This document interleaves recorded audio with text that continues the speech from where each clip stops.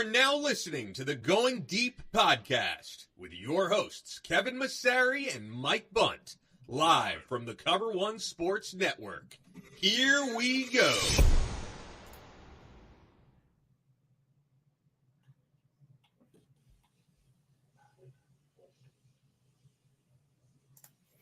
Welcome into another edition of the Going Deep podcast. I'm your host, Kevin Massari, here with Mike Bunt to go through another Jacksonville matchup, the first one in quite some time, as well as recap a dominating victory by the Buffalo Bills, one where it was said to be the game of the early year. The Bills definitely took care of business there, Mike, 48-20. We're welcoming a Jags guest here shortly, so we're going to get into that. But this show is brought to you by www.sonsoferie.com.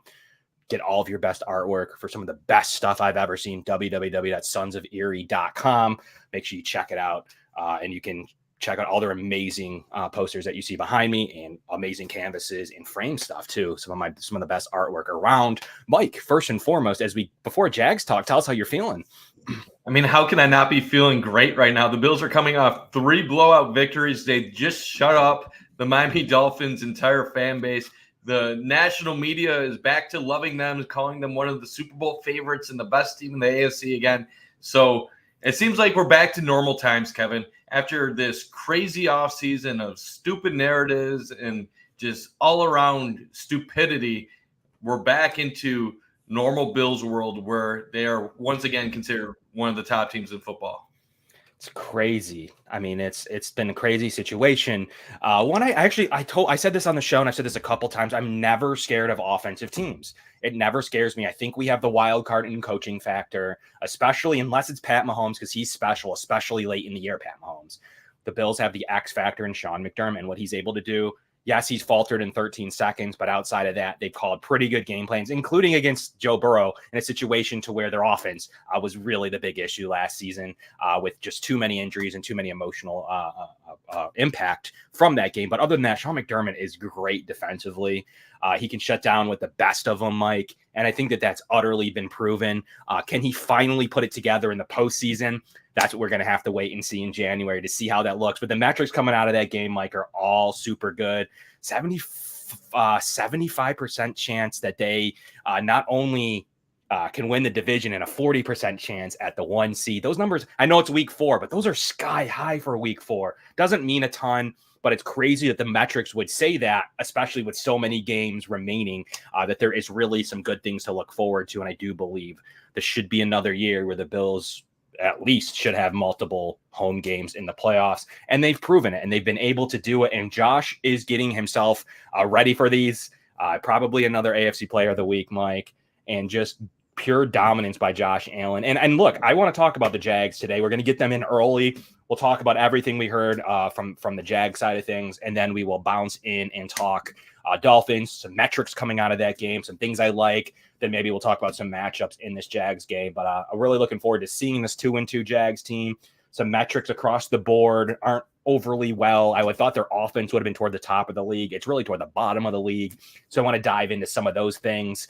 And they do have some interesting lineup decisions that they're going to make here. Missing their middle linebacker, going with Chad Muma. We're going to ask that and more from our Jags guest here shortly. But Mike, before we get him up, how are you feeling as you approach London? Are you feeling good about leaving Thursday evening? Like, any thoughts around the way that they just wrapped that emotional win up against the Dolphins? Going to leave on a Thursday night. Tell us how you're feeling as you have to kind of get on the plane, make that long trip. We were trying to do the math yesterday, probably around 6 hours uninterrupted from Buffalo. What are your thoughts about it? Yeah, I thought Miami was going to be one of the toughest games on the Bills' early part of the schedule this year. Jacksonville going into the season, I thought might be another one. But after seeing them the first 4 games of the season, I just don't have the same level of respect for Jacksonville that I had before the season. I still think they could be a playoff team that could win the AFC South, but I don't think they're in the tier or really even close to the tier that the Bills are in right now. Could they win this game? Absolutely they can. We saw them defeat the Bills a couple years ago when they were a much worse team. Obviously, they've been in London for the past week. The Bills are going to be heading there on Thursday, like you said. So there could be some travel issues. Could the Bills overlook them? I don't think so, but I guess crazier things have happened. But I said before the season, when you look at the first 8 games of the year, that's the Bills' opportunity to go 7-1, probably no worse than 6-2. And right now, I'm looking at this schedule, how it's breaking down after defeating the Dolphins, and I think 7-1 is right in front of the Bills right now. If they find a way to get past Jacksonville, I do not see a scenario where they're losing to the Giants, the Patriots, or the Buccaneers. So this is the toughest game of the next 4. They can find a way to get a W on Sunday. You're looking at a very, very strong start to the season, heading into the more difficult part of the schedule. And we'll talk a bunch about this Miami game later in the show, like you said, but a lot of encouraging things to come out of that on both sides of the ball. The only big disappointment, obviously, is losing Tre'Davious White for the rest of the year, but we'll even address how we think the Bills will handle that situation from a roster perspective and on the field later in this show. Yeah, I think that the hotel saga is you got first dibs at it as the home team. That's why that they have to, the Jags do have to move their hotels. So I do Bleav the home team gets their choice of which hotel, and whatever reason, I guess that's the home team hotel preferred. So I think that's more of the situation than any other factor in that, as that's what I was told.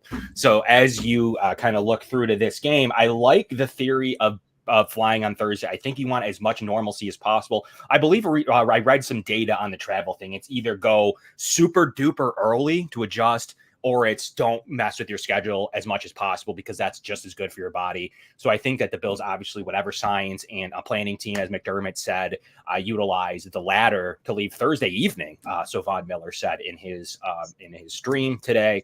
Also, Von Miller said if he's a gambling man, he will be suiting up for this game. He's been wrong many times, but those were about personnel decisions in terms of if the Bills are going to sign a receiver or not.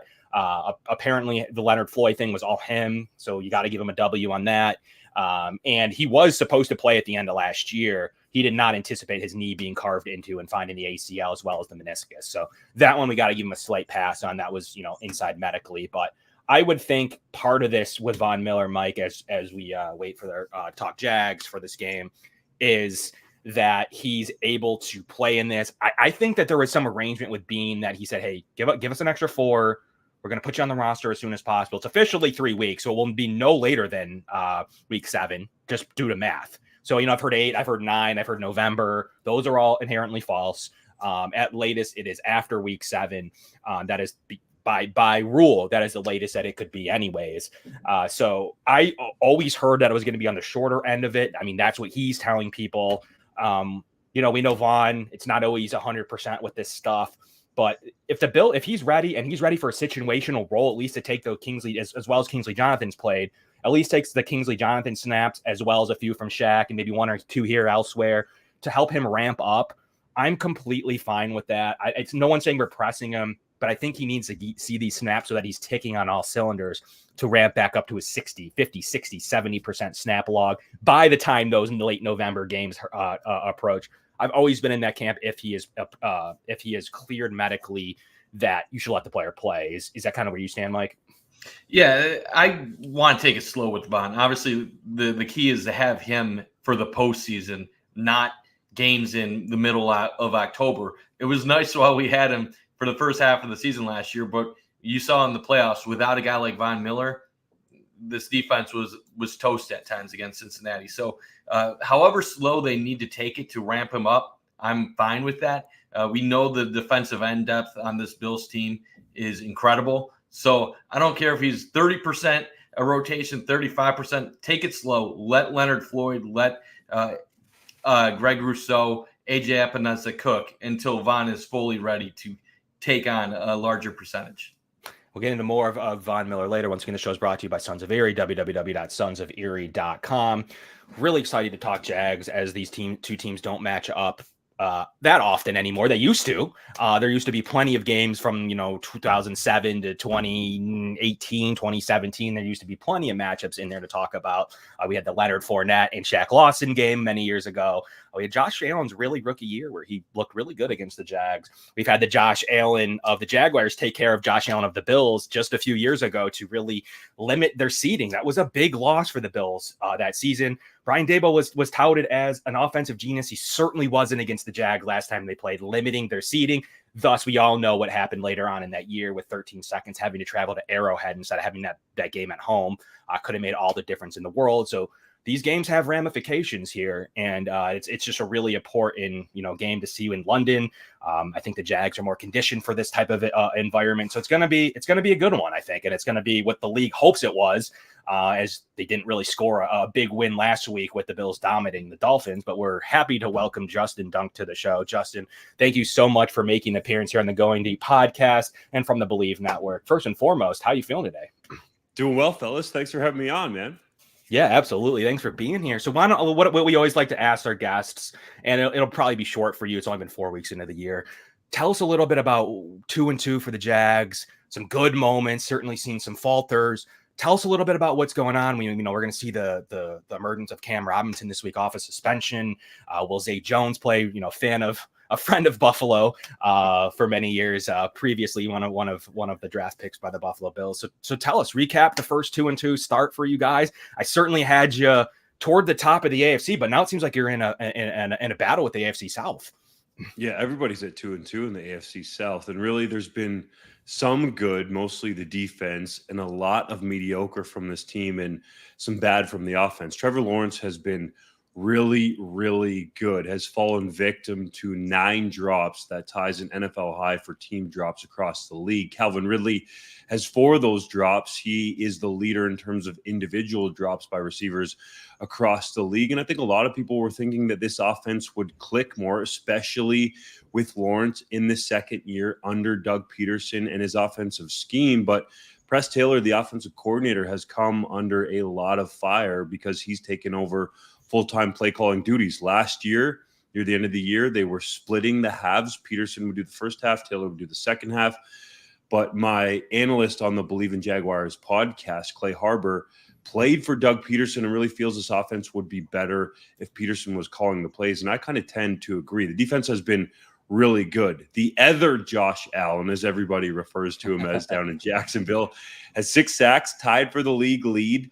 They've been flying around and playing very consistent defense. Tyson Campbell, one of the underrated quarterbacks in the league, he's going to get a chance to go up against Stephon Diggs this week. Andre Sisco is a top 5 type of safety in the league. He's been that good for the Jaguars this week, but this is a major task given that they're going to have to defend this dynamic Bills offense. So that's kind of the overview of the start. I think of a lot of people were really hyped up going into that Kansas City game, felt like that could be a statement. The defense certainly did their part, but the offense couldn't come through. And then the loss to the Texans just felt like a major letdown game after all the emotion went into that home game against Kansas City. So it's a record that I don't think a lot of people in Jacksonville thought the Jags would have, probably 3-1, considering they would have had a loss on there to the Chiefs to start the season in terms of projections. But 2-2 isn't the worst. That said, it should probably be better overall. Now, sorry, Kevin, looking at this Jags offense, you mentioned that Trevor Lawrence has looked solid so far, but the Jags really haven't been lighting up the scoreboard early on this year. You mentioned drops have been an issue. They're around 20 points a game. A lot of the metrics, such as DVOA, have them as a middle of the pack offense so far early on this season. Are you seeing regression from this unit as a whole? Obviously, the running game really hasn't gotten clicking at this point. Or is it just players letting Trevor Lawrence down? What is, I guess, beyond the drops? What is holding back this team from really, I guess, putting more points up on the scoreboard and really taking that next step under Trevor Lawrence? Because I feel like the whole offseason narrative was that Lawrence was ready to ascend closer to that upper tier of quarterbacks. Not saying he isn't or can't, but it seems like it hasn't gotten off to that type of start that some people might have expected. He hasn't played like it, right? The numbers don't jump out at you like they would the Bills version of Josh Allen. So I totally get it. And there has been some of the fans' fervor directed at Lawrence, but he's been really good, right? He's made a lot of big time throws. That metric, according to Pro Football Focus, that were in tight situations, difficult spots, small windows. And really in that Kansas City game, there were at least a couple of touchdowns that were inches away. It's obviously a game of inches and you got to make the play, but there were a couple of them that were oh so close. Say Jones in the back of the end zone, Calvin Ridley as well. Calvin Ridley actually hit the goalpost on one of those as well. So on multiple occasions, if they just haul those balls in or get a pinky toe in bounds, then I think we're talking about this offense much differently. That said, the major issues have been the drops. Also, Zay Jones has been out for the last 2 games for this offense, and I think he's a really underrated piece. Of course, Bills fans know him very well to this unit, and I kind of get the sense that Doug Peterson was perhaps saving Jones for this game against the Bills, not because it's his former team, but because he knew his offense was going to have to score points to have any hope in heck to compete with this Bills team. So he's been dealing with a knee injury the last couple of weeks. We'll see as the week goes along here how he's progressing. But, I got the sense last week after Peterson said he was coming along nicely that he was holding him out for this game. This was a game that he was eyeing up. And he's a guy that has been a real comfort target for Lawrence, especially on third down. And that's an area where this team has struggled. They're 29th, guys, of 32 teams in terms of third down conversions this season in the NFL. That's almost unheard of considering the weapons they have on this team, but they got to be better on the money downs. Fourth down has not been kind to this team either, even though they've shown the propensity to gamble and go for it. So I think that's what's holding the offense back. Untimely drops, not being able to convert on third down, inconsistent offensive line play. Cam Robinson coming back is going to help that. The Jags are going to have to decide how they want to configure this offensive line, but Robinson's going to be on the field. Walker Little will as well, and Brandon Sheriff at that right guard spot. Those guys are pretty legit, but some of those other guys need to step up and protect Lawrence better. Yeah, as you look through some of the metrics that I found interesting, I mean, the Jaguars were 55% in drives ending in a punt or a turnover. We saw some stats come out today by Warren Sharp. Have you seen that to be more conservative? What's the nature of that number being, more toward the middle? But really, I thought that the Jags would be toward the top of the list in that. The Bills are 33%, third in the league for reference point. So what do you think from your perspective is causing some of those inefficiencies? There just really hasn't been a flow on offense, guys. And I think that has to do a little bit with Taylor calling the plays. Last year, it seemed like Lawrence was in a really good rhythm, especially when Peterson was calling the plays, just kind of knowing what to expect in certain situations. So I think it's been real clunky for the Jaguars. And also, they've got some new guys in there, right? Tank Bigsby is backing up Travis Etienne, and he's seen some time, had a lot of work in week 1, but that's kind of decreased after that play where Lawrence was hit and it wasn't a forward pass and then it was ruled a fumble, and Bigsby was literally standing around. The ball gets punched out and DeForest Buckner takes it back the other way for a touchdown. So he hasn't seen as much playing time since that happened. And the other one that a lot of people are paying attention to is Anton Harrison, the right tackle, first-round pick of the Jags. Had a difficult start to the year, went up against Chris Jones and really got his welcome to the NFL moment. But after that, Jones came out and said he felt like Harrison was going to be pretty good in the future. So he's been taking his lumps at right tackle.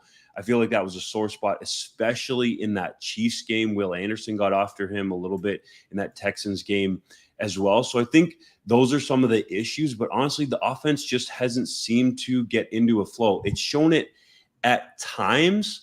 Like the first week against Indianapolis, you could see it in the second and the fourth quarter that it seems smooth, that they were getting into a rhythm. But honestly, even last week against the Falcons in London at Wembley Stadium, it just didn't seem like there was a rhythm, even though they started that game off fast with a touchdown drive. And that seems a little, from the outside, it feels a little odd that it really hasn't taken off yet. I understand different play caller, things are going to take some time, but with some of the weapons the Jaguars have on offense, it seems like that they should be executing at a higher level, especially now with Calvin Ridley in the fold. I understand that Zay Jones has missed a few games. Is there any worries that that maybe this won't come together the way that people think? Obviously, it's super early. I understand it's way too early to freak out about stuff, but have they changed things up with Calvin Ridley in there, or is it? I guess, why do you think some of these struggles to get some of these weapons involved and really have the success that they had at times at the end of last year?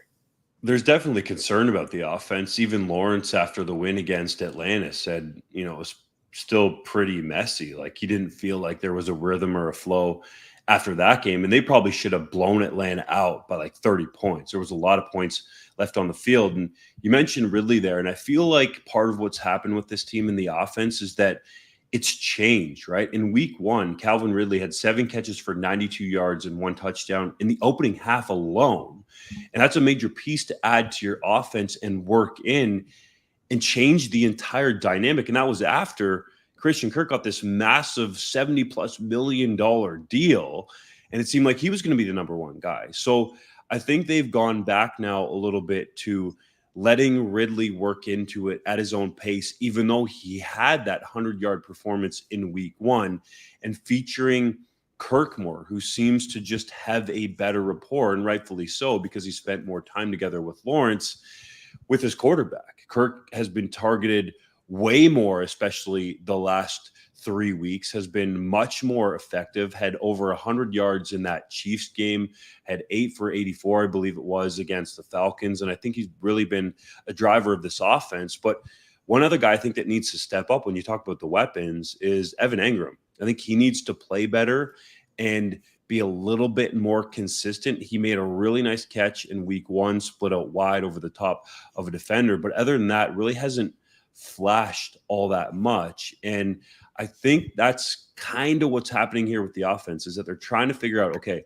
with Calvin Ridley here, how does this all work now? Because last year you knew it was going to be Christian Kirk on one side, Zay Jones on the other, and you had Evan Engram kind of work in the middle of the field. Now guys are kind of shuffled around in that offense. So I think that's part of what is holding this offense back until they get their timing together. Makes a lot of sense. And I think what sticks out to me is what Evan Engram can do. The Bills really haven't had to play a top end tight end yet. They've, they had a couple, the duo in New York's okay. They were making some plays against the Chiefs just a few nights ago.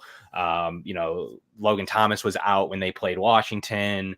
Durham Smythe is not a world beater by any stretch, and Michael Mayer in Vegas is not getting going yet. So the Bills really haven't had to scheme for it yet. But the one thing they have advantage wise, Justin, is Terrell Bernard. He's been a matchup warrior. He's been really good replacing Tremaine Edmonds. A lot of people thought it was the biggest knock of the roster. It's actually been a slight upgrade so far, the way he's been able to cover it, carry receivers, and just has that knack for the ball. Already has 4 turnovers in this game. So a name to look out for is Terrell Bernard. I'm really interested to see Evan Engram in this for that reason, to really see if Terrell Bernard's coverage is where it's supposed to be. The Bills went young. They went small, and they went fast at the linebacker position, something Sean McDermott took a little bit of heat for, going from someone like Tremaine Edmonds to that style of linebacker. And so far it has, they have seen some wins there in that regards. And obviously we've seen the injury to Trey White, what he means to this roster, and was just starting to play up to his all-pro level, was really doing a great job against Tyreek Hill. The Bills generally do play those Dolphins weapons very well. So that was a real bummer. So we'll have to see what the Bills scheme up this week against Trevor Lawrence. So we'll see, a lot of fans are calling for Kyer Elam, their former first-round pick, and we'll see if they go with him or the savvy veteran in Dane Jackson. But the running game was something I wanted to touch on with you, Justin, while we had you. And also, before we touch on that, though, I wanted to get on the London questions. We have to ask it. A lot of people asking about them, and it's not foreign for you guys in Jacksonville, whether players, coaching, training staff, whatever. Bills media, Bills fans have found it fascinating. I've been asked, what day are they leaving? Why are they leaving that day? What's this 5-hour time differential? For the Bills to go that way, I think is a little bit easier, and hence their decision to leave Thursday night. So they're really playing a night game with their body. 2:30 kickoff Eastern, their time. So they're getting used to like the difference of the schedules as compared to going to the West Coast and being 3 hours behind. So what have you found Jacksonville's done right? When do they leave? I know this is weird with the back-to-backs. Have you found that to be an advantage over these other teams? I guess just tell us your opinion of the London games. Do you like them in general?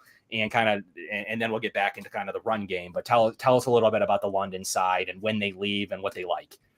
The Jags are used to this. This will be their 11th game in London. Last week was their 10th. They're 5-5 over there, though, so they haven't necessarily used that to their advantage. Yeah, but in this instance, I think it's going to be an advantage for the Jaguars because they went over last Thursday.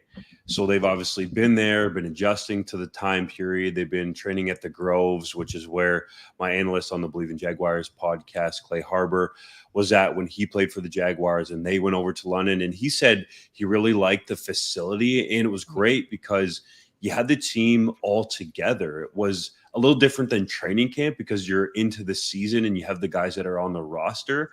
And I think Doug Peterson really feels like this was a good spot for this team to go, especially after back-to-back home losses. Might seem kind of weird, but just being around each other and kind of out of your usual surroundings in Jacksonville with all the people there kind of up in arms about that 1-2 start, he really thinks it's benefited his team. And the interesting part to me, though, fellas, is that the hotel that the Jaguars were in last week and all the way up until the Bills get there is the same one the Bills are going to stay in. So they have to switch hotels for this game, and they're playing in a different stadium. Last week they were at Wembley Stadium. This time it's going to be Tottenham Hotspur Stadium. So the surroundings will be a little different. The Jaguars have played there before in the past, and you hear Lawrence and some of the players talk about it. I think they really enjoy the fandom over there. They're treating this largely like a business trip. Lawrence did say that, he's going to have some dinners out and kind of get around the city a little bit by foot with his family and check out some of the sites. But their focus, and I think it showed last week, especially the defense, on turning around this slow start. So I think overall the London games are really intriguing. Obviously, it draws in a different crowd, and the NFL is trying to go global. And I think so far, at least on this trip, it has been to the benefit of the Jags. What have the crowds been like from a Jaguars perspective in recent years? Obviously, they've now had a bunch of these trips to London. This is technically a Bills home game, but I would assume there's going to be a lot of Bills Mafia traveling there. But just the Jags having played there every year for however many years recently, have they been getting a lot of support when they've been playing these games overseas in London? There's a decent amount of support, but I don't think I would call it a home game. And Lawrence agreed with that assessment. He said it's not like he necessarily cares one way or another. He's going out there laser focused on what he has to do. It's not like there's a ton of noise against them. So from that standpoint, for the offense to operate, it hasn't necessarily been difficult from a sound standpoint, but it hasn't been like that Jags defense has had a lot of fan support. I think there are a section of Jaguars fans over there in London, in England, in the UK, because they've played, as I said, 10 games, and this will be their 11th against the Bills. But it's not like it's an overwhelming home field advantage for Jacksonville. Makes sense. And when do they usually leave this week aside? When did they leave for Atlanta when they played Atlanta? What is their general schedule? How do they play it? They left on Thursday, so kind of similar to the Bills. And Clay Harbor, again, my analyst on the Bleav Jaguars podcast, was telling me that they did it different ways when he was there under Gus Bradley. One time they left on a Thursday, another time they stayed an entire week. Then there was an incident that he talked about on our latest episode, so you could go check it out. So they went back to just going out there on the Thursday. So different coaches are playing it different ways. I see that. Okay. So it seems to be Thursdays, based on science or research or body composition or whatever it might be, that it does seem like that's what the Bills, Sean McDermott just kept answering questions by saying, that's what our research team said. That's what our planners did. And there's got to be something there that shows maybe closer. Being in routine throughout practice week does generally lead to better results, because I'm assuming that a lot of people thought they were going to leave yesterday. That was the rumblings I had heard, but them going through their regular practice week, I guess makes sense in theory. But to get back to the game now, as you know, so we want to use your time wisely and not just about London. The running game, a lot of Bills fans wanted Travis Etienne. Had he been on the board, there was much chatter that would have been the Bills selection prior to now James Cook They went and selected James Cook, who has worked out finally for the Bills this season. But tell us about the run game. Is it a run block issue? Some of the DVOA rankings aren't great with the Jags running game. We talk a lot about Lawrence, but what's going on there? Because I think he's a difference maker. I've watched a lot of film on him. Obviously, he faced the injury, which was devastating for him. But he's back. He's getting a lot of carries. He's seeing a lot of snap shares. You mentioned Bigsby earlier. Is it just something that has to get flowing? Is it the mix-up on the O-line? Is Cam Robinson going to increase this? I guess talk to us about that, because I have seen some mixed results, especially from some of the interior of the Jags line. There's so much of what you just said there that I think is connected. So first of all, let's start with the offensive line, right? Because Cam Robinson was out for the first 4 games. Walker Little was playing left tackle. So you had arguably your 2 best offensive linemen that were starting. One was at left tackle and the other was at right guard. So it wasn't necessarily like you had a strong side to run the ball with. And there was a lot of talk there about Luke Fortner and Ben Bartch, especially in the middle, not playing well, not getting enough surge, not working up to second level as well as they should. So I think it's partly the offensive line, and there just hasn't been much room there for Travis Etienne to run. And I think that's connected to the pass game as well, because it isn't like this team has been shooting the lights out from a passing standpoint with Lawrence throwing the ball down the field. So they've dealt with, I wouldn't say loaded boxes, but a decent amount of guys in the box, especially on first down. And they stuck with it last week against Atlanta. Part of that was because they were in control from the start of that game after the first drive touchdown. Etienne had 20 carries, I think was for like 55 yards. So part of that was ball possession, but you can't live off of that. And I think this run game is something that the Jags need to try to exploit against the Bills, who are giving up over 6 yards per carry. So something's kind of got to give here. Etienne is very explosive. Entering week 4, he had combined for the most missed tackles running the ball or catching it in the NFL with 20. I think he has 16 of those in the run game through 4 weeks. So he's certainly been elusive, but you got to at least give this guy like a sliver of a hole or a chance to get going, because he can be really dynamic. I think there has been some close runs, and we saw how explosive this guy can be, especially in week 1 against the Colts. This run that I think was around 30 yards looked like it was stacked up, and all of a sudden he bounces it off tackle and takes it for a touchdown to ice that game. So I think it's really close. But with Cam Robinson coming back, it'll be interesting to see, do they put Walker Little at left guard and try to make that a strong side of their offensive line? Or how do they configure it? Because there's a lot of talk in Duval country about the best way to potentially start this offensive line, considering Robinson is coming back. But with Robinson back, I think that should improve, obviously, the pass blocking, and in this case, the run game for Etienne to get going.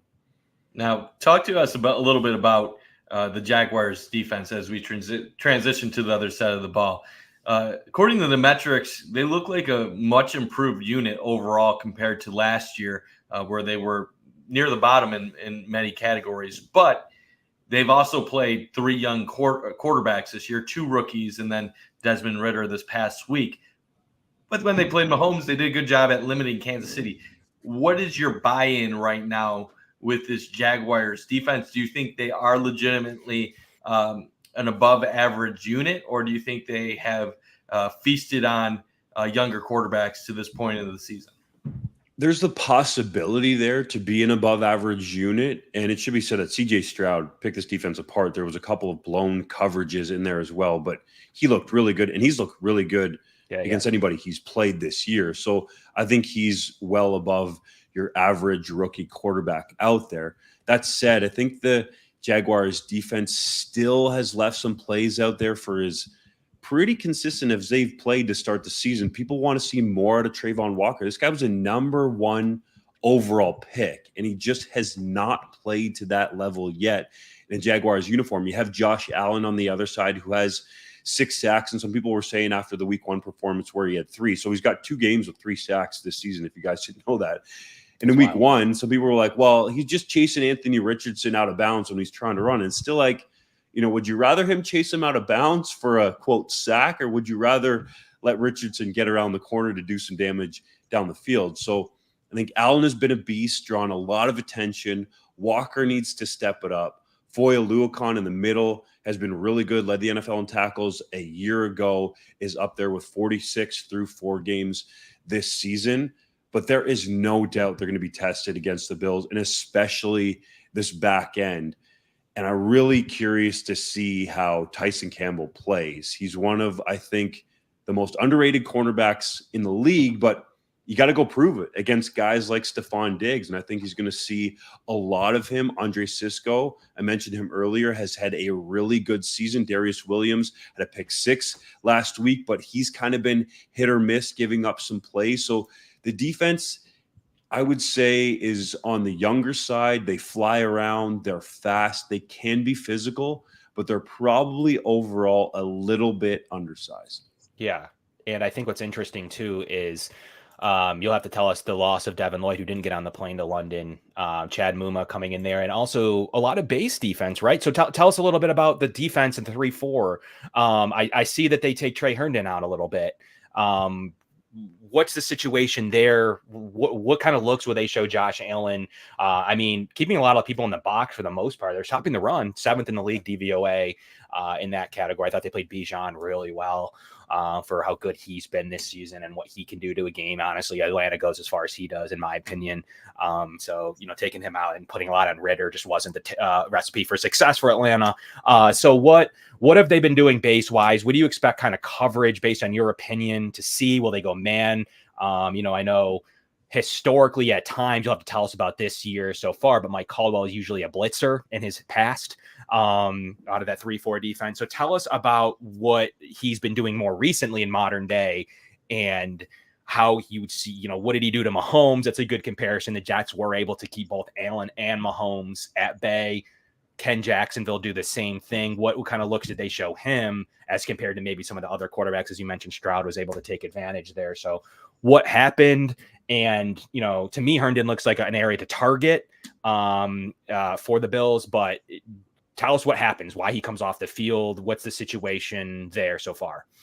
Yeah, so just to touch on Bijan Robinson real quick, he still rushed for 100 yards. So even though it seemed like kind of a slow game, he did have a pretty good day against that front. And Devin Lloyd is sorely missed. He was a guy that was trash talking with Travis Kelce and held him to just 4 catches for 26 yards in that game. Yes, he had a touchdown, but that is a major piece that is gone from this defense. Yes, Chad Muma is in there, but he is, I don't think, anywhere close to Devin Lloyd in terms of ability against the run and in the pass game as well, especially in coverage. And you could just tell that defense was ready to take a big step, especially with him in there. But those front 3 guys, I think, need to be challenged to make some more plays. Rory Robertson-Harris, I would say, is a guy that has kind of gone under the radar. You mentioned, what does Mike Caldwell like to do? Well, we saw against the Texans, a decent amount of man coverage, and there was a couple of blown coverages there, specifically one to Tank Dell that led to a big play. Dell had a big game in that one. I think he was over 140 yards. So they've been susceptible to that. You've seen Darius Williams at times get a little jumpy and gamble on some stuff. Trey Herndon has kind of been in and out. Last week, he did have, a good blitz off the edge that led to an Allen sack. So they've kind of moved him around. But I really think that this defense needs to get more pressure just from their base 3-4. And I think that starts with Walker. Allen has been really good, but you got to have those going on both sides. Otherwise, Caldwell has shown that, he will mix up those looks. But, this is just such a totally different thing going against Josh Allen, who is among the elite of the elite in the league. And, oh, by the way, he can obviously run the ball too, right? I think he's leading the NFL in total touchdowns. So this guy is an absolute beast. And I think Caldwell has to do his best to keep him guessing. But especially with Lloyd out of the lineup, I think that just makes it difficult, especially when you've got a guy who I think is due for a breakout in that offense in Dalton Kincaid that has been on the field for a lot of snaps and would be a perfect guy for Lloyd to erase. I think that's an area where the Bills could take advantage. I think you nailed it on the head, where they have to be able to generate pressure without sending guys. My question for you is, outside of your Josh Allen on the Jaguars, do you think that they are capable of getting to Josh, our Josh, on Sunday? Because the one thing that I know a lot of talk came out of the Jets game on Monday Night Football that Josh makes these boneheaded plays. Well, a lot of times these boneheaded plays happen when Josh didn't trust the offensive line and he goes up against a secondary that's good enough to take advantage of his mistakes. But that is very few and far between teams that can actually do that. And the Bills' offensive line, I don't want to say surprisingly, is kind of found that chemistry with the interior this year, really stepping up. And I guess one of the biggest surprises of the season so far for the Bills is that right tackle Spencer Brown has elevated himself to not be the liability many fans thought he would be before the season. So I guess my big thing for you is, can the Jags get to Josh Allen on Sunday? And to couple that question real quick, Justin, Allen has 6 and the rest of the team has 3. So is that, I guess, Exactly. to Mike's point, what are you seeing? And is there possibility to at least have Josh Allen be even with the rest of the team? To me, it would be easy, right? If you're going to game plan against the Jags defense, make sure you slide, chip, do what you got to do to take the other Josh Allen, the edge rusher Josh Allen, out of the picture and make Trayvon Walker beat you, or make some of these other guys up front. Adam Gotsis, we have not really heard from. I said Robertson Harris off the other edge. We haven't heard from him really at all. So I think it's simple that this team has not shown consistently through 4 games that they can get after the passer minus Josh Allen. So that is a major factor in this game going against the Bills, especially, and you guys know this well, Josh Allen, the quarterback, can be so deadly against the blitz with his arm and also with his feet. He can take off for big gains like that. So this team, I think, really needs to show that they can get after Allen, at least pressure and affect him and even hit him a little bit from that base look, from their 3-4, from playing some games up front, from some stunts, from some twists. Otherwise, that is going to leave this back end very susceptible. A guy like Darius Williams, who likes to gamble on those double moves, man, Stephon Diggs could get him real bad. So this front has to play much better, Josh Allen, edge rusher aside, for Jacksonville to have a legit chance in this game. Yeah, some analytics too around Rayshon Jenkins struggling as well. So as good as Cisco's been, so that's kind of interesting there. The secondary seems to have some mixed results. The base defense is so important to be able to get after Josh, because you can get him on maybe an individual blitz, but if you rely on that, he'll start to recognize man coverage and he's just going to leave gaping. I mean, you almost can't do it because of then either you need to dedicate a spy with man coverage, which means a ton available in the pass game, or you don't have a spy and maybe people are covered up a little bit better, but there's gaping holes to run. So it's really tough to send more than needed toward Josh Allen. It's generally not the recipe for success. And I'm assuming the Jags defense is aware of most of his analytics so far. And you got to get pressure because of how dominant he's been with play action this year and under center. And his connection with Stephon Diggs is as good as it's ever been. So it's going to be a really good matchup. Justin, we really appreciate you making 40 minutes to come on here and talk. It's really insightful. We especially lately. I mean, they played in Jags are in London 8 years ago now, so the Bills don't have a lot of London games. They don't play the Jags a ton recently, and there could be a budding playoff battle in their future. I wouldn't be totally shocked by that. They could have matched up last year too, had both teams had won their playoff game. So tell us a little bit about where we can find you. You mentioned a couple of things with Clay Harbor earlier, what you got working this week. I think you're on with Thomas on our network on Thursday.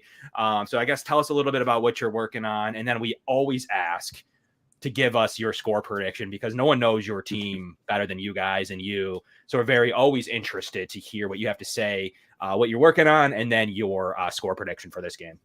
Thanks, man. Well, first of all, appreciate you guys having me on. It's been a blast breaking down this matchup with you guys. Absolutely. So you can catch our podcast. I've talked about it, as you mentioned, a couple of times with Clay Harbor. He's a really fun, energetic dude and obviously has a unique lens of being a former player and playing under Doug Peterson. So he knows him very well. It's the Bleav in Jaguars podcast. You can get it on any of your major podcast platforms. You can follow me on Twitter at jdunk12. If you want to talk Jags, ball, anything, I'm down for it.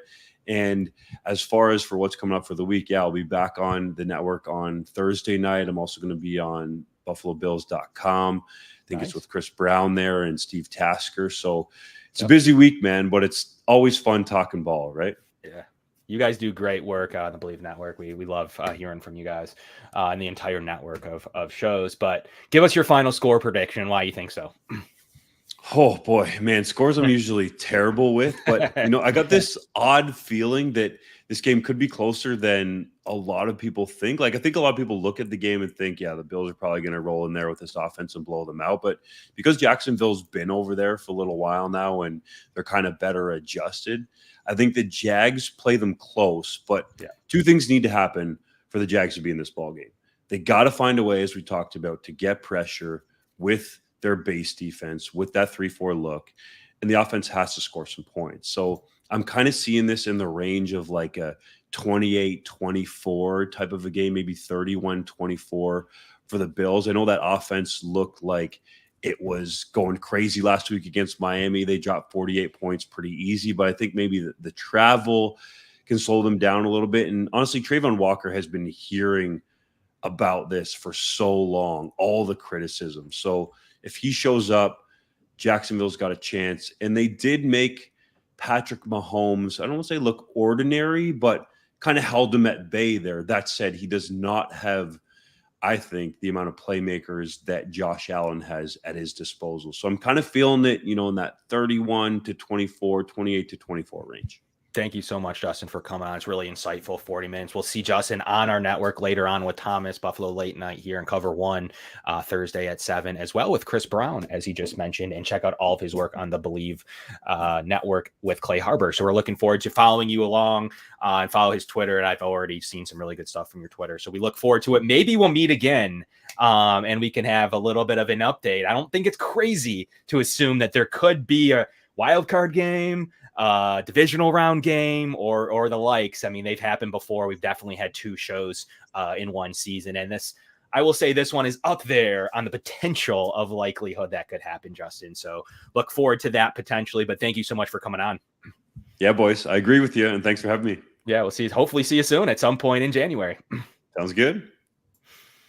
That was Justin Dunk from the Bleav Network. Really great stuff there to be able to go through all of the individual matchups as excellent analysis as always, as we'll be able to see him later on in the network. But it's time to bring up Kevin Syracuse. Producer Kevin's going to come up, tell us his beliefs and his thoughts from the game, as well as this Jags matchup to break down as well. So we'll bring up Kevin now to the show. Kevin, welcome to the show. Excited to have you on. First and foremost, what did you take away from the breakdown of the Jags and, the great information we had over the last 40 minutes? Well, I think this can be another week where the Bills offense can eat, because if Josh Allen is the only one getting pressure, I would like to think that our Josh Allen will have time to survey the field. And I really like Stephon Diggs' chances against their young defensive back. So we'll get to our score predictions later, but the Jags always keep it close for some reason. The Bills can never just put a stomping on them. So we'll talk about this more later on in the show, but it's definitely going to be interesting. It sure is. It's going to be a really good battle. And, like I said, I want to talk a little bit about the Dolphins. We had the Jags guest on early today to make sure we broke down some of that. Don't want to spend a ton of time on the Dolphins. It's already 48 hours past due. And we're on to the Jags. Like, look, this wasn't a week 4 Super Bowl. Might have been for Miami. This wasn't a week 4 Super Bowl for the Bills. They got in their work. They got it done and always scheme well and get these victories, Mike. But you were there. You definitely were sent a recap video after the game. The atmosphere there was wild. First of all, shout out to all Bills fans, you guys, for not only not selling your tickets, for going, for making noise, and what you were able to do for anybody there. Super props, as we've seen so many stadiums cash out and not be able to get it done and have Bills, kind of take over in their cities. Miami Dolphins fans, there are a lot of them around the country, so that's really important. So I just want to shout out to all Bills fans there for getting out there, making a ton of noise and affecting that game at times to where Tua said he couldn't handle his offensive line protections and kind of blamed it on that a little bit, and kind of the in and out of Armstead leaving the game. And I've heard a lot of good stuff from that. So this is a great performance from Bills fans. So I wanted to make sure we had time to shout that one out. But Mike, give us your recap of the game, the atmosphere there, and how good it was to not be 2-2 and to now have the stranglehold on the division rather than be really some serious danger. Yeah, there was a lot of anxiety before the game, just realizing going in that most people thought it was a coin flip battle. Didn't end up playing out that way, but there was the fear if you fall to 2-2, then you're 0-2 in the AFC East. The Dolphins are ahead of you. Everybody's going to be talking them up. One of the best offenses to start the season that we've ever seen. So there was a lot of nervousness early on, especially with the teams trading blows in the first quarter. After that point, though, once the Bills had their first stop and you saw Miami punt, and then you saw a takeaway later in the first half, you finally had a chance to breathe a little bit and realize, you know what, this offense is stoppable. We can do things to slow them down and make plays. And then a completely another gear in the second half where you get an interception, you're getting a pass rush to get to Tua, resulting in sacks. And the Dolphins just looked defeated at the end of this contest. They had no answers for Josh Allen. And that was kind of one of the points I was trying to make all of last week. I didn't know if the Bills defense was going to be able to slow Miami the way they did, but I never had any confidence that Miami was going to be able to slow down Josh Allen. There's all this focus on Miami and their 70-point performance and the greatest show on turf. And there was a lot of ignoring the fact that the Bills averaged 29 points a game last year, and Miami averaged like 24 points a game. The Bills' offense is better than the Miami Dolphins' offense at the end of the day. And one historic performance doesn't take away from that. The Bills have the better quarterback. They have Stephon Diggs, who I don't care if people want to say Tyreek Hill is better at the moment. Maybe he's the most dangerous weapon, but Stephon Diggs is every bit the wide receiver overall. And now that the Bills are incorporating a run game, equally dangerous offense, in my opinion. So it was great to see the Bills finally put together their best offensive performance of the season. And what we're really starting to see now from this offense is their balance, their ability to run and run in different ways. In between the tackles with guys like Damian Harris and Latavius Murray, who look solid once again, but then have that explosiveness out of Cook, where he has the long reception, where he smartly gives Josh Allen a space to throw the ball on a scramble drill. Those are really encouraging signs for me offensively overall. And then defensively, like, we got to just keep talking up Terrell Bernard. I mean, he's one of the MVPs of this defense right now. He's like a Milano clone. He's quick. He's athletic. He's in the right spots. He has the instincts. He's not going to be perfect in the run game. He's going to have mistakes every once in a while.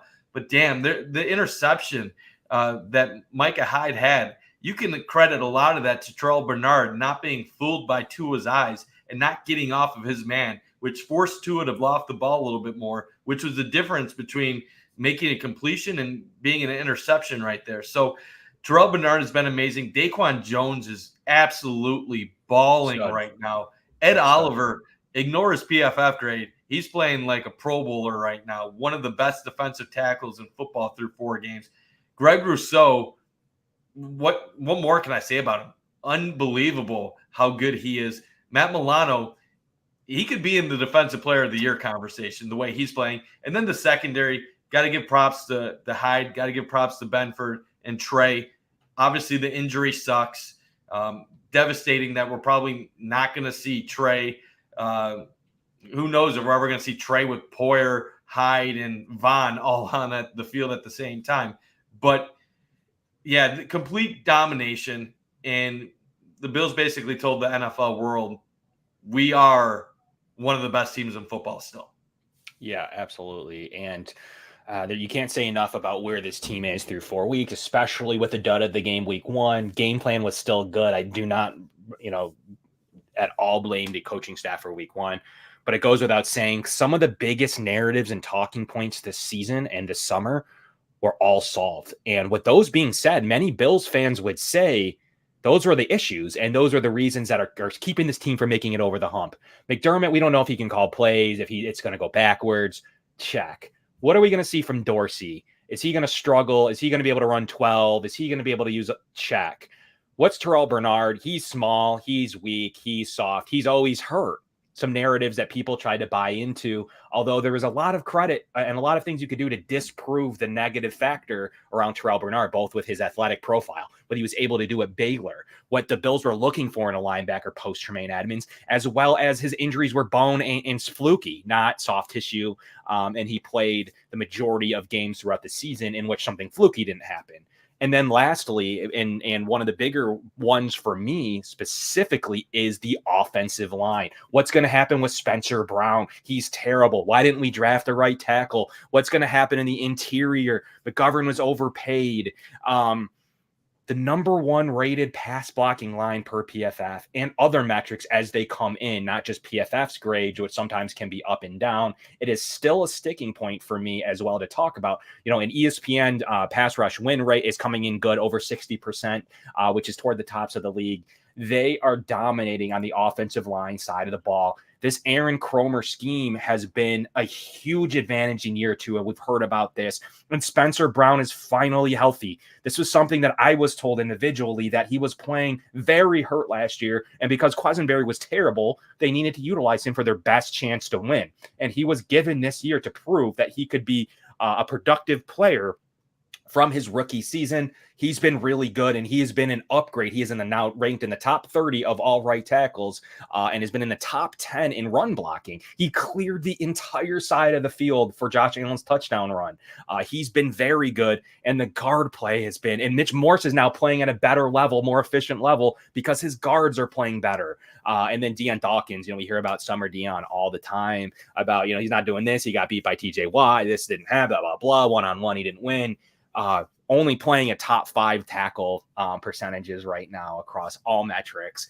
So you have a situation to where number one in pass blocking rate, their run blocking rate is increasingly strong. All the metrics combined, I do anticipate them being with SIS and win rate and PFF still being by Computer Cowboy when we see that maybe tomorrow. I still anticipate the Bills being 1 or 2 on that list. One of the teams that were above them were the Dolphins, and the Bills took advantage of their offensive line. So I anticipate the Bills taking toward the top of the total ranking sheet. But Mike, those are a lot of positives that were really the negatives going into August. And Ken Dorsey being the biggest one. A lot of people, he's never Dable. Should we even replace? Should we have? Because we didn't trust Dorsey, people were asking to replace McDermott with Dable. Because they were so worried about how bad the offense would be. But what's wrong with having a defensive genius? Yes, I need to see a master class. We saw it against New England, and Baltimore, but I need to see a master class against Joe Burrow if they make it, and against Patrick Mahomes this season. And we'll see what he's able to do later on in the year, Mike. But as we look through all the narratives here in this situation, and all of them being attacked and targeted, and completely saying he can't get it done. McDermott is certainly achieving all of his goals, and this team is ticking on all cylinders, having the best defense that I've seen here, and they've had some good defenses, and we'll see if it's able to continue. But Kevin, tell us about what you think of Sean McDermott and your opinion so far of all those narratives. Oh, my bad. I thought you were talking to Mike. Yeah, so McDermott has been incredible this year. And like you were saying, we were saying, how is he going to balance being a head coach and a defensive play caller? But so far, he's been great. And like you said, it's not on the coaches for week one. That was mainly on Josh Allen. But the thing that I love about this defense is that they're not blitzing that much more than they were with Leslie Frazier. I think you said last week, Mike, that they actually blitzed more last year with Leslie Frazier, especially when Vaughn went out. But the difference here with McDermott is that he's more creative with it. So they might be bringing 4, but sometimes they'll drop a defensive lineman back, and sometimes a corner will be coming up, or sometimes they'll rush with the linebacker. And they just have so many different players moving in different directions, and they're moving so quickly that's why I think Sean McDermott is having so much more success than Leslie Frazier. Now, I also need to say that this team is mainly healthy, aside from losing Trey White and a couple of dings and bruises here and there. So that plays a big factor in it too. But then the third reason is they're winning their one-on-one matchups this year. So those three factors right there are the huge reason why this defense is so much more successful than it was last year. But I think Sean McDermott has a lot to do with it. Yeah, I agree. Sean does have a lot to do with it. And I don't know how you portion out the credit on this defense. I will say this, though. We did see things early on last year where the defensive line was getting pressure without blitzing early on last year. And once the injuries started piling up, that's when things really started to change. If you ask me, what is the biggest difference on this defense now compared to what we saw a year ago at this point? Because they are obviously playing even better than they were last year. And last year they were the number 2 DVOA defense. Technically, right now they're, I believe, the number 2 DVOA defense. So they're in the same spot that they were a year ago, even if it feels much better at this current point. But the reason why they're able to hold a team like the Dolphins in check, the D-line is obviously playing incredible right now. Leonard Floyd is the big addition to that. But you're really seeing an elevated Ed Oliver. And Greg Rousseau has now solidified him as a top-tier defensive end. Greg Rousseau might not get the sack numbers that some of these premier edge rushers get, but he is so lengthy, so good against the run that you add up everything, he's the complete defensive end. It's hard to find guys much better than Greg Rousseau at the end. But I really think what's really helping this defense execute the way it needs to is the fact that you have a linebacker that is as instinctive and athletic as a person like Terrell Bernard right now. You have two linebackers that are playing in sync with one another. Tremaine Edmonds was a good player. I stood up for him for many years when people would bash him. I don't think Tremaine Edmonds is a bad player. I know that he had a lot of haters across Bills Mafia. Tremaine, though, his problem was he had the build of what you wanted in a middle linebacker. He had the athleticism of what you wanted in a middle linebacker, but he never really quite had the instincts of what you wanted in a middle linebacker. And we're seeing take away a few inches, take away 20 pounds, but put that instincts in a guy, that makes a difference because Bernard has the athleticism. He's just a little bit smaller. And at the end of the day, the size isn't making enough of a difference to be a deterrent in this play. And then having a guy like Micah Hyde back, I think the back end of this defense is so much better than what we saw last year. I'm not saying this to bash anybody, but there's a big difference from playing with DeMar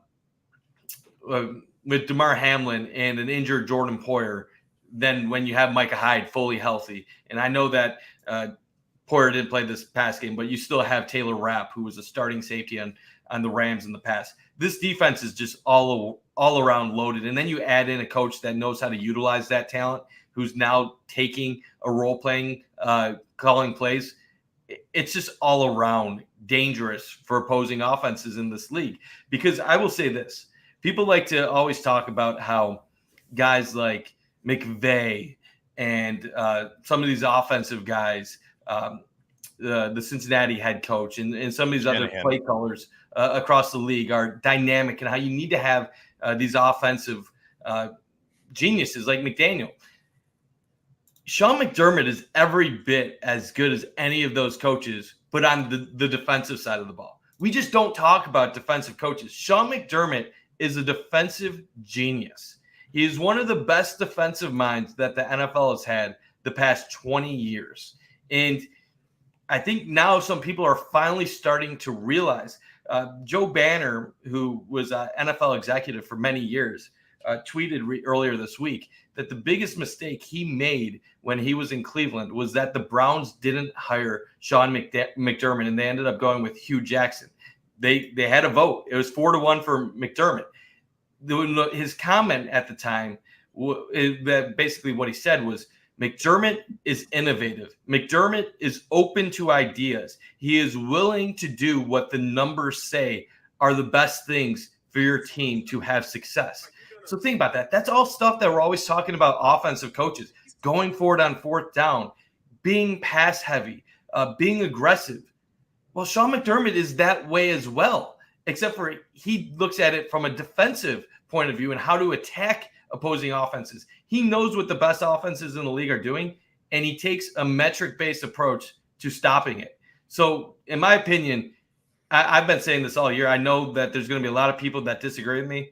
I think Sean McDermott is a top 5 head coach in all of football. If you take away resumes where you're looking at Super Bowls, people that have been in the league for 20 years, if you just told me 32 coaches who are the top 5 most knowledgeable / leaders / just overall winners in football, he's a top 5 head coach in football, in my opinion.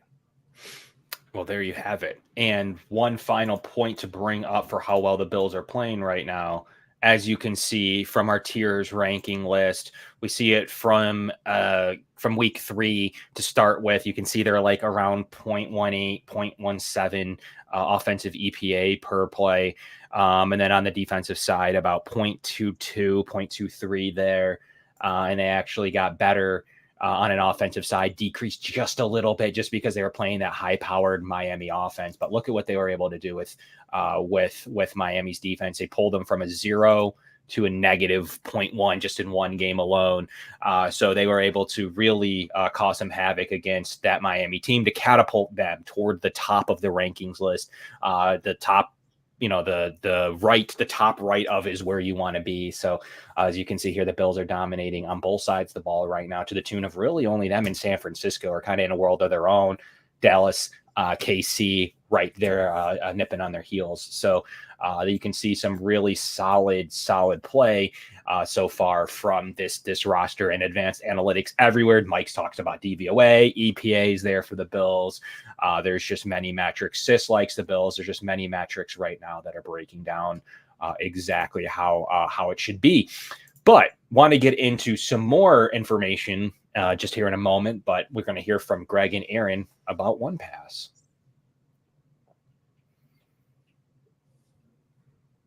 Many people ask us the best way to support us here at Cover One, and that is to sign up to become a Cover One Pass member. That contribution helps give us the access to all the data and information we use to create the content that you love. And I think most importantly, brings you into our community of insiders. It's a great community based on Slack. I know a lot of people don't want to be on social media anymore or be in on those conversations. We bring all of it to you right in our great community of educated fans. And most importantly, you get access to our content creators. Even better than that, everybody loves merch. You get awesome t-shirts, a cool decal, and a letter from the Cover One team signed directly to you. All for $60. That gets you the entire season, next year's free agency and draft. $60. Click the link in the description. Cover One Insider. Become one today. There we have it, but it's somewhat of a special time, 9:30 a.m. Eastern time against the Jacksonville Jaguars in London. A lot of Bills fans will be traveling there, so that'll be a fun one, and it'll catapult. We heard about this Jags team all offseason about how they in a weak division, how they're going to be the 1 seed, how them versus the KC game is for the 1 seed. Now they're sitting 2-2, and that was a pretty bad loss to Houston, not because Houston stinks, but because it really does knock them down a peg to show you that they're pretty even with the rest of the 2-2 of the AFC South. Even if they are able to come out of that division, I still think that's the 4 seed in this playoff experience. And maybe there's a second team out of there, but I would doubt it. I would think whoever comes out of here is the 4 seed in the playoff situation. So we'll see. And the Bills can really put a commanding position lead on all of these teams by taking a W out of this one, putting themselves into a good situation to where they're many games up. They get to play Cincinnati later in the year. If they can take care of that, they have a lot of tiebreakers on their side in any tiebreaker situation for the 1 seed. And maybe this is the year the Bills KC game is finally for the 1 seed later on in the year. But the Bills need to take care of business in a pesky team that always gets after Josh Allen. But look, that was a 1 game. Brian Dable was the offensive coordinator. They had a different coaching staff. There's no correlation to maybe pointing to Robert Saleh being able to slow down Josh Allen and his talented defensive line, linebacking core, and corners. It's just not the same in Jacksonville being able to get that done more than on a 1 game basis 2 years ago.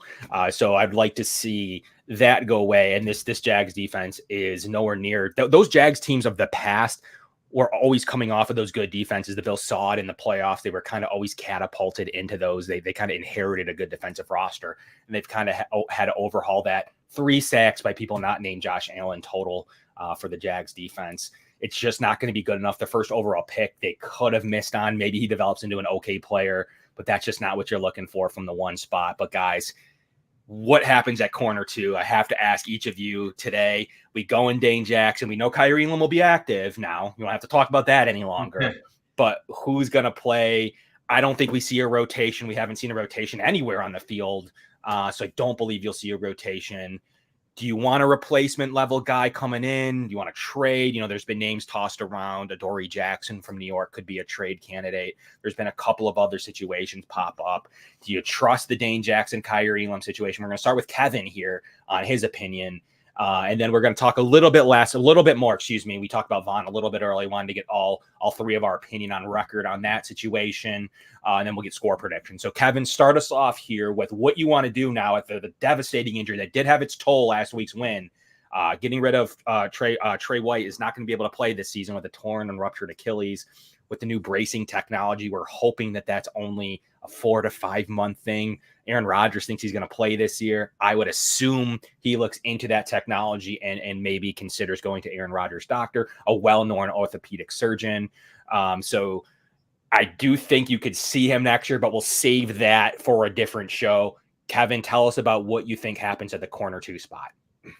Yeah, first of all, I just want to say that this just really, really sucks for Trey White and Tommy Doyle too. I mean, these are 2 guys that have suffered back-to-back season-ending injuries. So really just feel for those guys. And I'm hoping and praying that they're going to come back quickly and will be on the field healthy next year because, like Sean McDermott said, it just doesn't seem right sometimes. Like, what did these guys do to deserve it? And Trey and Tommy, for that matter, worked their butts off all offseason to get back to the point that they were playing at. And Trey was just starting to come back into form. He had that strong game against the Commanders, and then he looked pretty good on Sunday, and then just out of nowhere, his Achilles blows. So that blows in itself. So again, just hoping that they can recover quickly. But as for what I think that what the Bills will do moving forward, I think it's going to be Benford and Dane. Now, based on our conversation last week, I want to see more of Kyrie Elam, but I think basically what they're going to do is they're basically just going to move everyone up the chain. So Christian Benford is CB1 now, Dane is CB2, and then Elam is the first backup off the bench. And then I really don't think they're going to go outside the organization. So I would feel like they're just going to do something like elevating Jamarcus Ingram or a smaller type of move like that. Mike, I'm assuming you agree. What is your opinion? And then I'll get into mine with my transition there. Yeah, I'm not going to have to slam my head on the table this week. Just joking based on last week. But yeah, I believe that's the way it will start out. Dane Jackson will start opposite of Christian Benford, and he will get the first crack at earning the job, the opportunity. Now, if Dane doesn't perform well, if he struggles, Kyrie absolutely will get the chance to win over the second corner spot if Dane doesn't perform to expectations. The way I look at this is I'm okay with either guy being the second corner.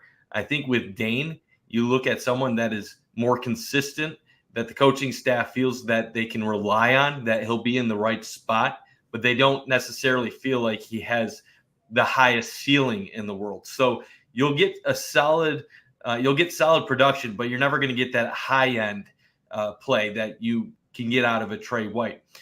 With Kyrie, you might have moments and flashes of greatness, but there's fears that you're also going to have moments of ineptitude or bad mistakes that could cost this defense. Pass interference down the field because you're tugging a little bit too much jersey or missing a tackle and run support.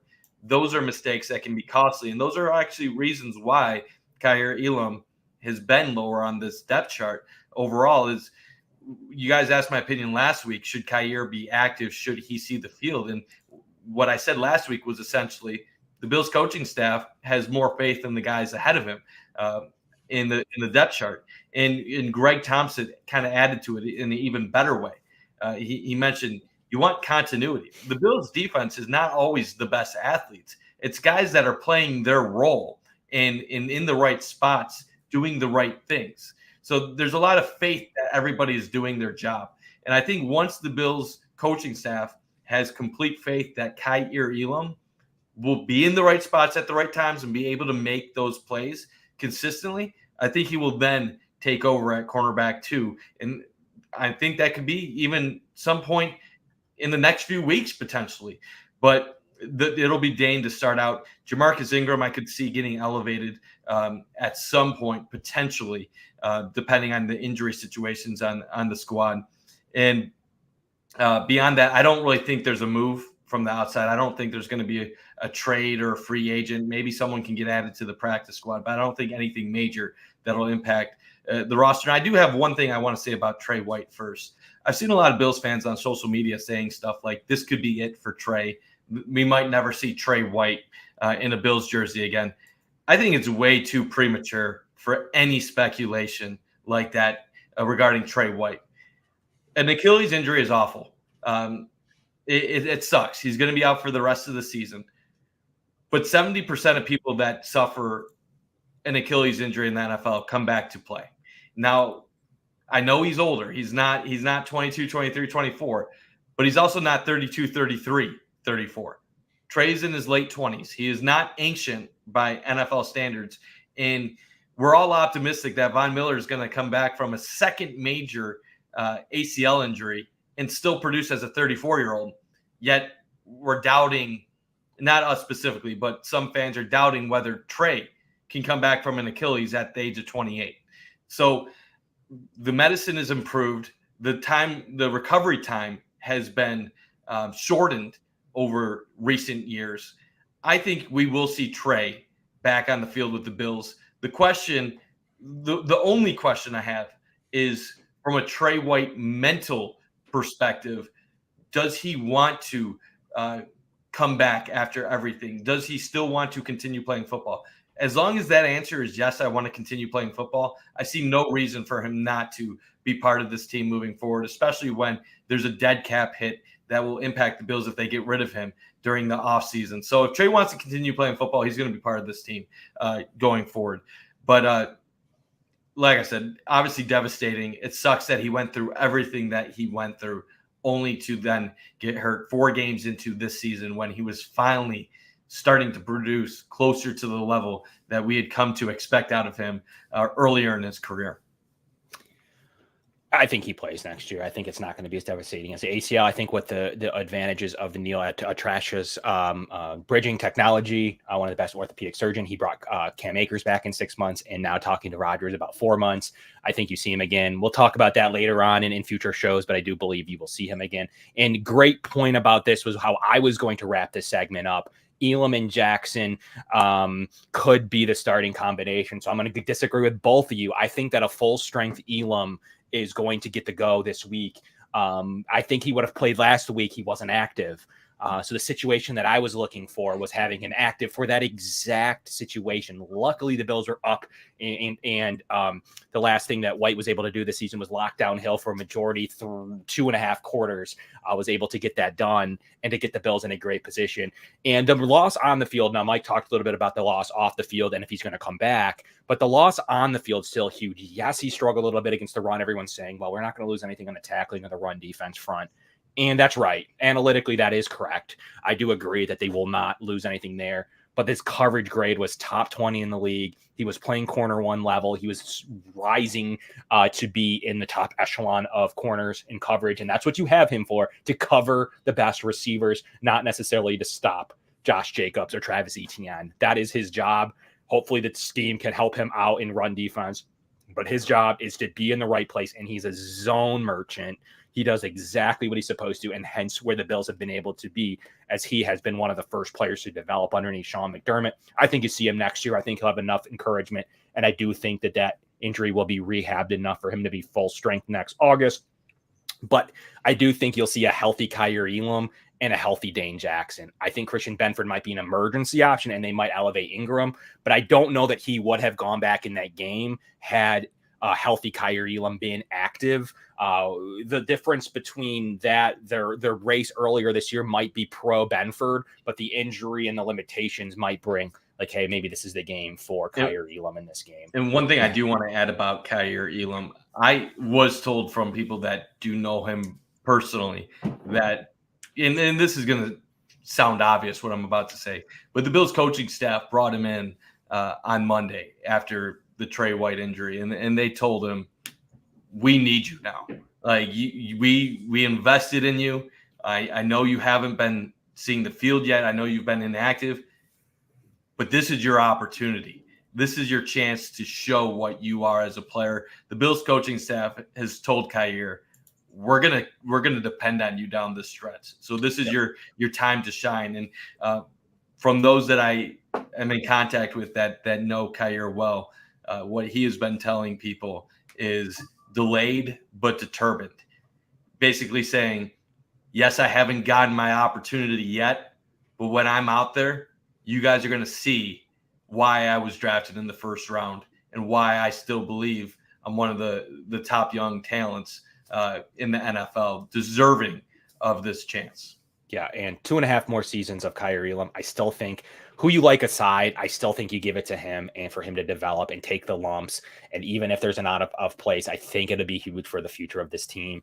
And I'm not necessarily saying that you wouldn't see lumps from Dane Jackson anyways throughout the season, whether he's close or a tick above right now. I do think that there's some value in seeing him. If he struggles, please then go to Dane if you have to. But I would kind of do it reverse to where I want him to get his start, even if it's for Benford to start with, and then not be able to take him out of the lineup if he plays well. And I think that's how it gets it done, because Benford then's going to rehab. He's going to be back, and then it's seamless. Oh, you're not going to take Kaiir out. I think the Bills have a perfect baked-in situation here to run out Benford and Kaiir sooner rather than later, and this could be the way they do it by sitting Benford first. So we'll have to monitor the injury situation, and maybe not. Maybe Benford rehabs fine and he's playing, but that's my prediction is you see a Benford Kaiir plays well enough to keep the job. Benford comes back in for Dane. That is my bold prediction of the day. But my roster spot, where's it going to go? Someone's going to get that roster spot. I think you can survive calling up Ingram for a few weeks if you need him. And if Benford's out, then you call up Ingram for his max allocation of practice squad call-ups before you make a roster decision, sending him back through waivers and everything else. So I think that you call him up if needed and not just elevate him to the roster. You need a spot for Von Miller, whether it's this week or next. I do believe you'll see him week 6. There's been much talk about week 9, week 10, week 11 for Von Miller. I think he takes this roster spot vacated by Trey White. It is a good situation for Brandon Beane to where he doesn't need to waive anybody now. At least this week, he can take the roster spot and make him inactive, and you can call up somebody from the practice squad if he isn't going to play. You need to have inactives anyways. So I think that you see him come off the pup, whether he plays or not sure yet. But Von Miller just said today, guys, if he was a betting man, he would bet that he plays. And I think there's something to that, because the way they got around putting him on the 4 weeks, because Von said he was ready week 1 and he was cleared, was, hey, take 4, rest it, rehab it, take the extra 4 already. And then week 5, we will anticipate you bringing you on sooner rather than later. And I think that's how they got him to buy into the 4-week pup list, rather than him being at least on the active roster playing week 2, week 3. So I think I see him, and that's the way they can stash Kingsley Jonathan. They don't need to make another roster move. You could just make Kingsley inactive. So I think that roster development wise, I think he plays, but the clock started. He cannot play week 8 or week 9 or week 10 now. It is a 21-day window from right now. Missing. So he could miss week 5, week 6, and week 7, but he has to play week 8 or he's done for the year. So it's no longer 9, 10, Thanksgiving. It is now 6, 7. I think that, or they can take the max and take him to 8, but they have to activate him on the roster. They have a roster spot now. I think you see Von Miller activated. Whether he plays, not sure yet, but I'm still 50-50. And I think that Von is telling people he's playing from what I've heard. He is telling other players that he's playing. Whether he does or not remains to be seen, and we cannot know until this padded practice tomorrow. So that's my opinion. Mike, we've already heard yours a little bit. Kevin, what do you think about Von Miller taking over for that vacated Trey White roster spot, and not really needing to finagle the roster now? And you can call up a corner from the practice squad if needed. I think Von Miller is probably the most optimistic person I've ever seen. So I do not buy into him playing this Sunday. I think the more logical explanation here for the Bills is, hey, with all the travel accommodations and the different logistics, short practice week, whatever have you. We're going to sit you out one more week, and then you're going to return on Sunday Night Football back home against the Giants in Orchard Park. That's how I see it. I don't see it stretching past week 6. Okay. I just don't think that they would, quote unquote, rush him to play on Sunday. And I know it wouldn't be necessarily rushing him because, like you said, they already gave him these 4 weeks, and technically by week 5, he should be ready. But just knowing how the Bills operate, I see them saying, you know what, we're going to have you practice this week. Maybe he travels with them. I would think he would travel with them, right? But either way, I just don't see him getting a uniform on Sunday and instead getting that uniform on Sunday Night Football.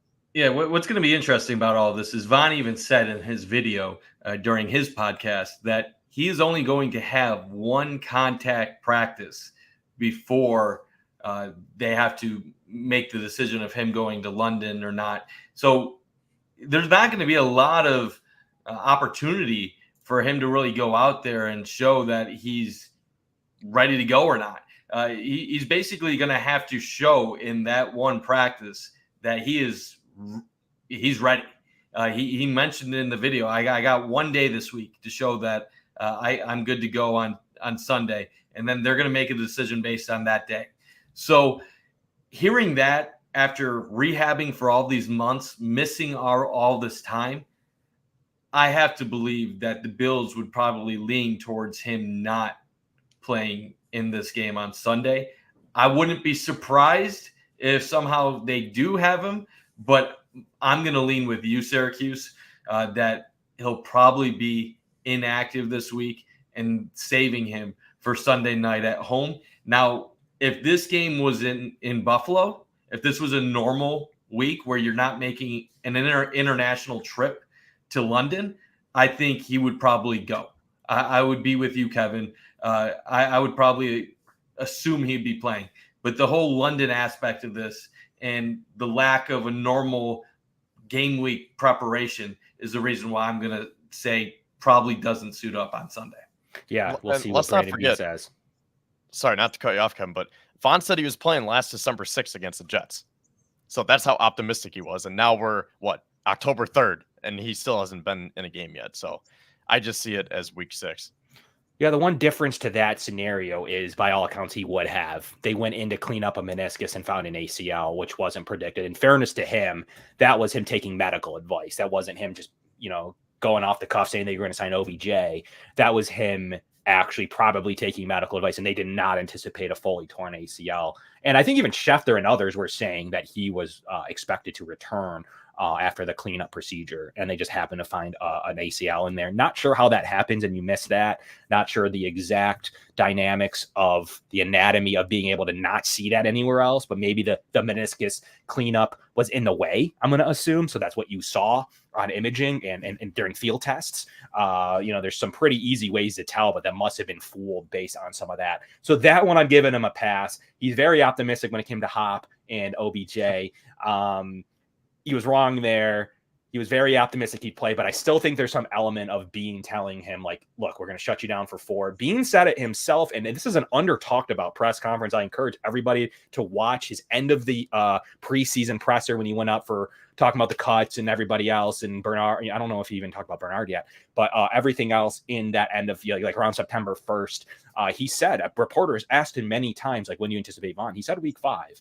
Don't hold him to it, but he said that is the most likely plan that he's figuring. So there was some talks there that I think that, hey, if you get to take your 4, give us a roster spot for a little while. Let's see what happens here with other injuries. I don't know. I think he's going to the active roster. That's my prediction, with the availability with the position due to Trey White. Whether he plays, I can't fully buy into that side of it yet. But I do think you see him, and I don't think he travels without being on the active roster due to it's a long flight. There's that whole theory on not traveling if you're injured in the flare-ups. I don't think he travels out there unless he's playing. Could be wrong. We'll see if he gets placed on the active roster at all. They have an open position. The likelihood he plays goes significantly down to me if you hear like they signed Ingram tomorrow or Thursday or Friday. Then to me, it goes down a little bit more because they're not then going to waive somebody through waivers, in my opinion. But even though they're going to have to do that very soon, that they can't protect these guys forever. So we'll see. I think there's some tells here early on, and I'm just reading the tea leaves from what I've heard, and then as well as what I think being said in his press conference himself. Though I cannot predict how he comes out tomorrow. If he's tired and sore and this and that, no chance. But if he's feeling good and the doctors say he's feeling good, I think there's still a chance he plays, and definitely a chance he's at least on the roster and inactive. So we'll see how that all plays out. But it's time for score predictions. It's on the 8:30 hour. We have Ant coming up on Disguised Coverage here in a half an hour. So we're going to get out of here. Please smash the like button. Their score predictions are always brought to you by Sons of Erie, www.sonsoferie.com. We had a close score prediction selected today by Justin from the Bleav Network. So we're going to do our normal procedure. Mike 3-1, Kevin 4-0, me 3-1. Going to go around the same way we always go around. Going to bounce it off to Kevin. We got a slight win for Justin already for the Bills in a close game. Mike, lead us off. Yeah, so I'm battling between two scores in my head right now. What I think it should be, then what Vegas and the odds are making me lean towards. So my head says this is a 31-20 win for the Bills. The metrics are all in the Bills' favor. The Jaguars' defense is average. Their offense right now is pretty average. Trevor Lawrence is playing very well, but it doesn't seem like many others on their offense are playing up to his level. That's why I would say 31-20. But my fear is that there might be something to playing in London, adapting to the travel, the time, the stuff that how that impacts you and your body. The line is 5.5 right now, which would tell me after a dominant win over the Dolphins, after dominant wins over Las Vegas and Washington, you think most of the money and most of the bets are going to go on Buffalo to easily cover that, which tells me it's a trap by Vegas, and they think it's going to be under that 5.5. So I'm going to go 27-22. I know that's a wonky score. There's no logic. How does a team score 22 points? I don't know how they're going to get there. Maybe they get a 2-point conversion at some point. But I'm going to go Bills 27-22. I think they're going to win it. And I think they're going to play well, and maybe it'll even be comfortable. But the Jacksonville Jaguars are going to get a late touchdown to end up making it a one-score game when it's all said and done. Okay. Very interesting score prediction with a 2-point conversion in there. Kevin, what do you got for us? Yeah, I was just reading the comments, and RJ said, I have this weird feeling it's going to be one of those gross Jags games. And I agree. I said this earlier. I feel like the Bills should dominate. I feel like it should be 42-17.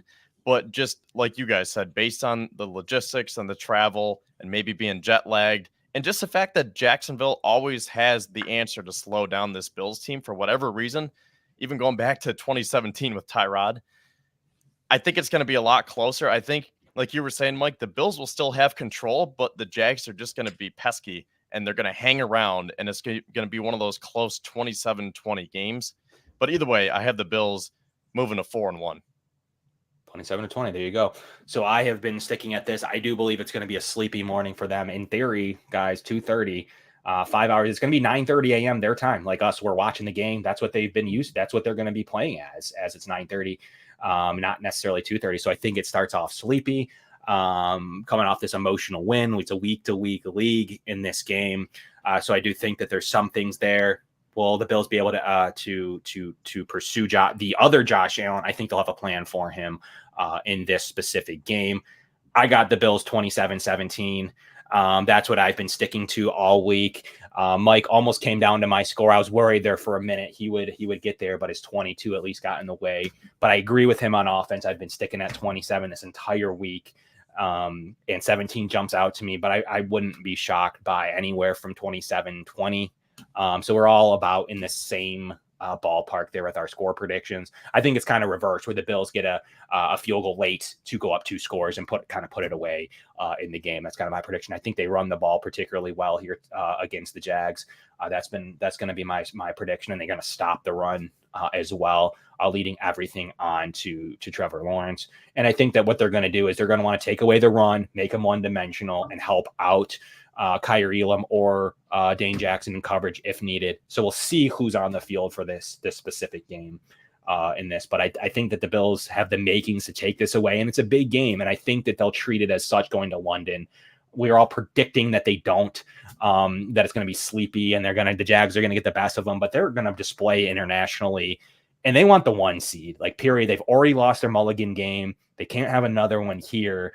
This is a situation to where they take this game and they're in really good tiebreaker situations, and then they get to come home against the Giants. I think that they're awake for this. So we'll have to see, but we all have a Bills victory. Final segment of the day, takeaways for this game. Kevin, give us your quick takeaways as we approach the end of the show.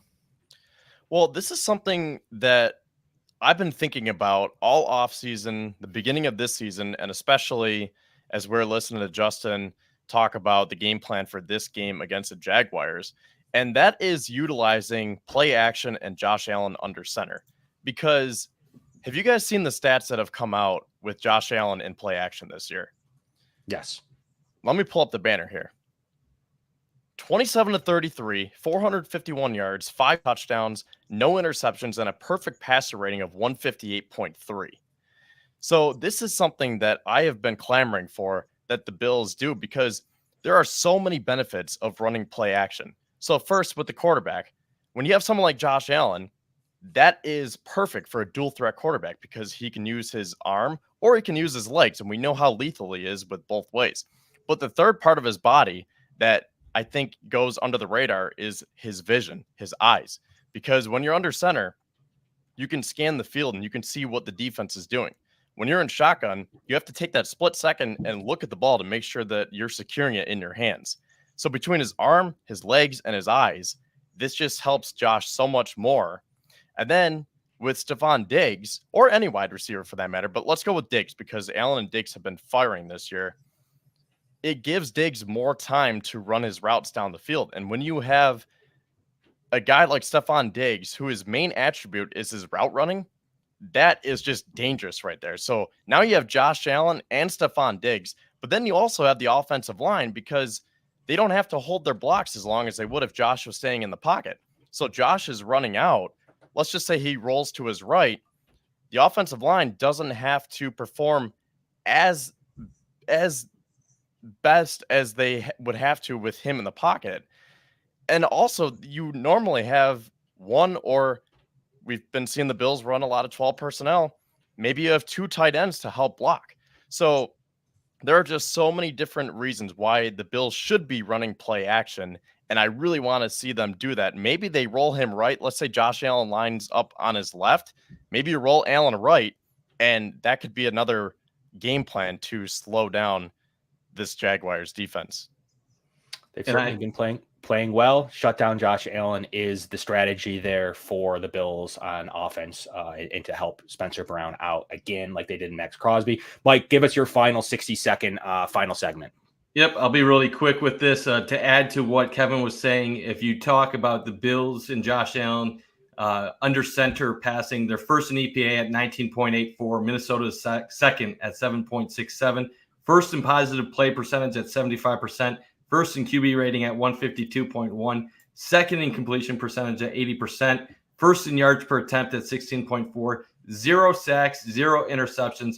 Their lowest pressure percentage at 15.8%. So Bills passing metrics under center have been incredible. Last point I'm going to say, if you look at the Super Bowl odds, Bills are now 4th overall at plus 700. There's 5 teams that make up the tier 1 teams. Everything is pointing metric-wise to the Bills being one of the elite in football. So after all the talk, all of the craziness that we've gone through the last 6-7 months, we're back to where we're used to being. The Bills are one of the best teams in football, and we're going to have a fun season and a fun ride ahead of us. There you go. All the analytics are in the Bills' favor. That's my final takeaway. Check the numbers. We'll be tweeting them all week from Cover One. We have Decides coverage coming up now here on the Cover One Network, but all the numbers are in their favor. EPAs, DVOAs, everything you want. We'll talk about that and more. We'll recap this game, and we'll look forward to the Brian Daboll Fest next week, Tuesday, 7 o'clock, right in the show. Maybe have a special Giants guest for you as well. But from Kevin, Mike, and Kevin, this is the Going Deep podcast on the Cover One Sports Network, and we're looking forward to seeing everybody. And this show is brought to you by Sons of Erie. See you next week. Yeah, we're here.